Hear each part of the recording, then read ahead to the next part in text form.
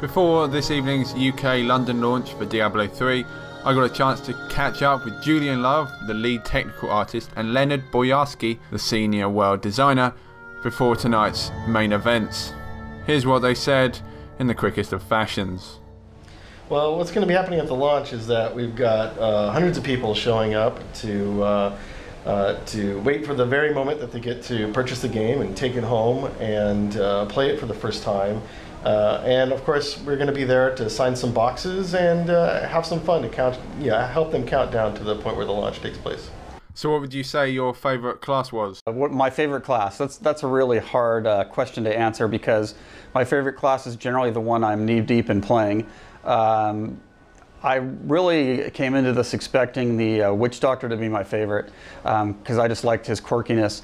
But every time, like I just played a Demon Hunter recently, and I was like, oh, the Demon Hunter is like the awesome class, because you just get into the rhythm of playing it and figuring out the little nuances of the character, and then none of the other characters could possibly be that cool, and then you play the other ones and you start to get sucked into them.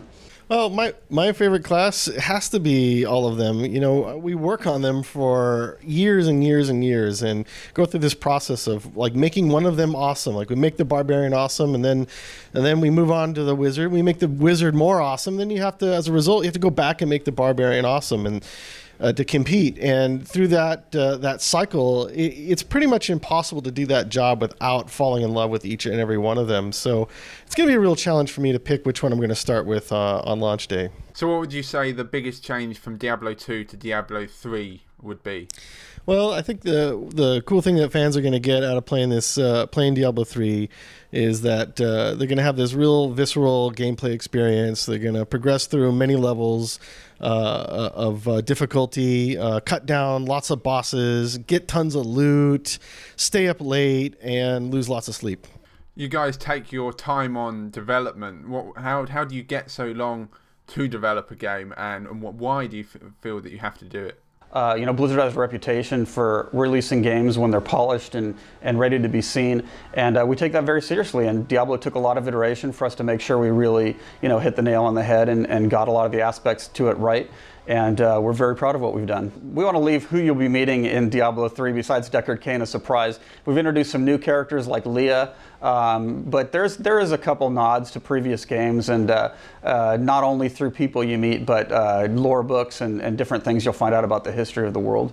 So yeah, one of the new features of Diablo 3 is that we're going to have an auction house. Really the intent there is to make a safe place for people to trade items, something that's supported by Blizzard, so you can go there and put your items up for sale for either gold or real money.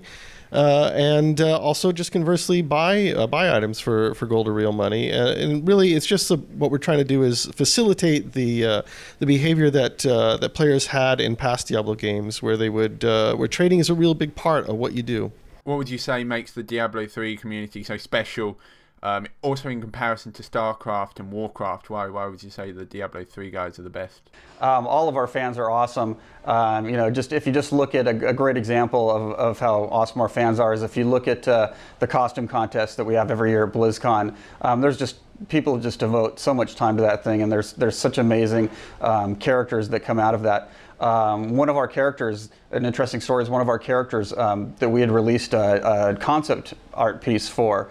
Had been cut from the game, and then somebody, I think it was 2 years ago, won the costume contest with this character, and we're just like, well, we have to put that character back in the game now because she looks so awesome, and it was just such a great costume. So other than tonight, what other worldwide launches are happening and whereabouts? Well, we've got a worldwide presence for launch today, and so we've got representatives in Irvine, Stockholm, London, Paris, Berlin, South Korea. We're really trying to treat it as a global launch and a global celebration of the release of Diablo 3.